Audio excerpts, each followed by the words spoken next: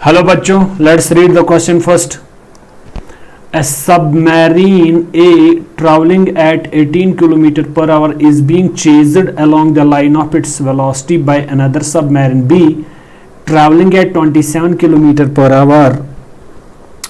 B sends a sonar signal of 500 Hz to detect A and receives a reflected sound of frequency nu. The value of nu is close to.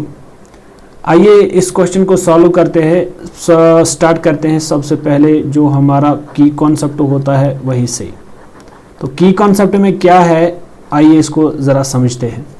हमारे पास एक submarine है जो पानी में चल रहा है, दैट इज़ ए मेरा पहला सबमरीन है. सबमरीन जो है गोताखोर, तो इसको बी चेज कर रहा है. बी भी एक सबमरीन है. तो होता क्या है, दोनों एक ही लाइन में चलते हैं, एक ही लाइन में दोनों चलते हैं, सेम लाइन है, along the same line of action.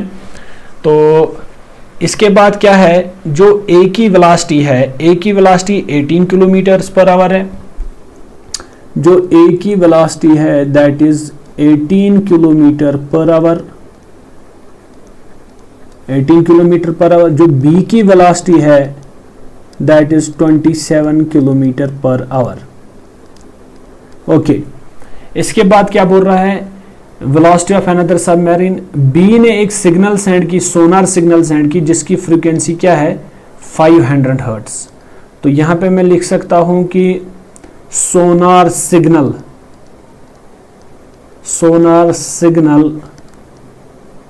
जो बी ने सेंड की, सेंडेड बाय बी, सोनार सिग्नल सेंडेड बाय बी, उसकी फ्रीक्वेंसी जो है दैट इज 500 हर्ट्ज. आइए कॉन्सेप्ट पे बात करते हैं. अब जो कॉन्सेप्ट है वो क्या है, तो ए कौन सी फ्रीक्वेंसी रिसीव करेगा, the frequency of A sound received by A, the frequency of sound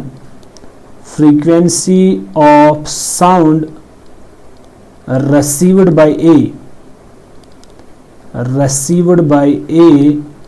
that is equal to frequency of sonar, उसको हम F से डिनोट करते हैं यहाँ पे, यानी जो सोनार सिग्नल की फ्रीक्वेंसी है. ओके, तो इसको हम मल्टीप्लाई करेंगे स्पीड ऑफ साउंड से minus speed of observer divided by speed of sound minus speed of source. तो ये VO जो है, इसमें VO जो है, this is the velocity of observer. तो VS जो है, this is velocity of source. तो सबसे पहले हम इसमें समझेंगे कि इसमें सोर्स कौन है और ऑब्जर्वर कौन है. अगर इधर देखेंगे तो B मेरा जो है ये हमारा सोर्स बनेगा इधर. तो जो A हमारा ऑब्जर्वर बनेगा. तो इसका मतलब जो है VO जो है velocity of observer, velocity of source. Observer की वेलोसिटी क्या, मैं VO को लिख सकता हूँ वेलोसिटी ऑफ A के बराबर, और VS वेलोसिटी ऑफ सोर्स को लिखता हूँ वेलोसिटी ऑफ B के बराबर. अगर ये चीज़ सही है तो हम इसको आगे बढ़ाने की कोशिश करते हैं. चलिए, सबसे पहली बात जो है इसमें that is velocity of A. Velocity of A जो है, ए इस वक्त हमारा क्या है इसमें, ए इस वक्त हमारा इसमें ऑब्जर्वर के तौर पर काम कर रहा है. Velocity of A is given as 18 kilometre per hour. तो किलोमीटर को मीटर पर सेकंड में कन्वर्ट करने के लिए हम 5/18 का मल्टीप्लाई करते हैं. 18 × 5/18 मीटर पर सेकंड में आ जाएगा.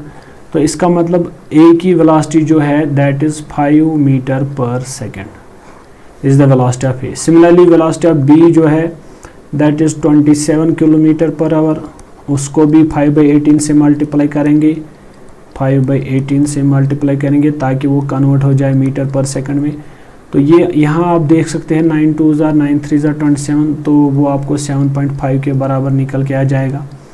तो this is the velocity of A. A is what? A is observer here. इस वाले केस में ए आपका ऑब्जर्वर है और ये सोर्स की वेलोसिटी है। ओके, तो अब हम लिखते हैं कि as A and B are moving in the same direction, as A and B are moving in same direction, therefore the frequency received at A is given by received at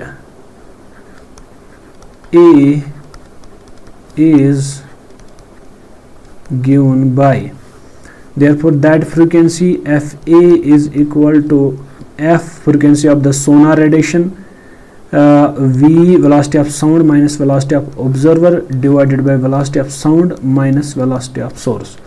तो FA का value यहाँ पे निकल के आ जाता है हमें, जो हमें निकलेगा 500 सोनार की रेडिएशन, सोनार की जो फ्रीक्वेंसी है जो हम ऑलरेडी लिख चुके हैं पिछली स्लाइड में। तो ये वेलोसिटी ऑफ साउंड जो है दिस इज 1500, अगर आप देखोगे भी क्वेश्चन में this is given, velocity of sound जो है, स्पीड ऑफ साउंड जो है that is 1500 metre per second. Velocity of observer, observer की वेलोसिटी इसके अंदर 5 है, अच्छा, divided by 1500 minus velocity of sound जो है दैट इज 7.5। फिलहाल हम ए की फ्रीक्वेंसी रिसीव्ड एट ए, इसको मैं ऐसे ही रखता हूँ और इसको मैं आगे यूज करता हूँ इक्वेशन 1 के तौर पर। नाउ अब अगर आगे बात की जाए, जब ये बी जो था, जब ये इसको फॉलो कर रहा था पीछे से, इसकी स्पीड ज़्यादा थी एज कम्पेयर टू दिस। जब ये साउंड जो यहाँ की इसके पास पहुँच गई तो टकराने के बाद जब ये यहाँ से रिफ्लेक्ट हो जाएगी तो ये साउंड इससे वापस आ जाएगी, और इस साउंड को कौन सुनेगा? इस साउंड को बी सुनेगा। ये जो साउंड है इसको मैं यहाँ से लिखता हूँ रिफ्लेक्टेड साउंड, साउंड रिफ्लेक्टेड। तो वो साउंड कौन सी होगी? That will be the apparent sound. Now can I write the apparent frequency is given by the apparent frequency is given by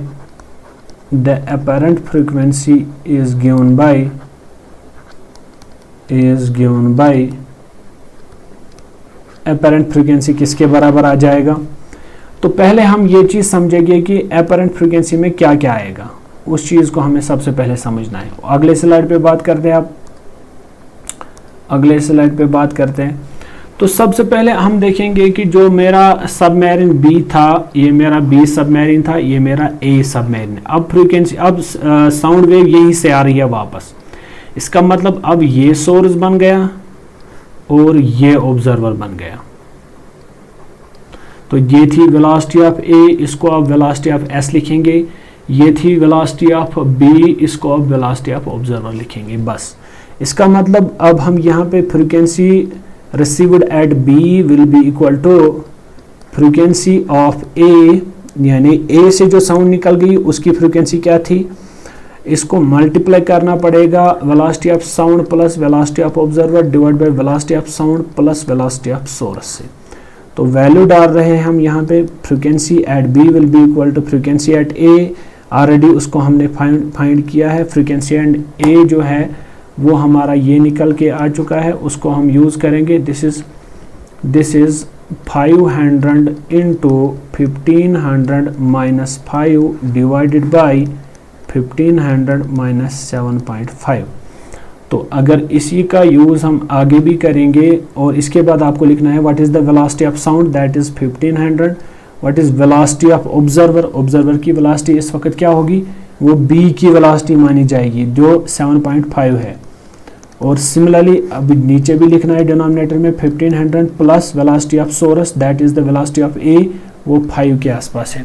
इसका मतलब ये हुआ कि फ्रीक्वेंसी एट बी जो होगी that will be equal to, इसको सॉल्व करके जो हमें निकल रहा है फाइनली वो हमें 501.66 हर्ट्ज के आसपास निकलता है, जिसको हम अप्रॉक्सीमेटली 502 हर्ट्ज लिख सकते हैं। तो आइए देखते हैं ऑप्शन में हमारा कौन सा ऑप्शन सही है, that is 502। Hope you got the answer of this question. Thank you.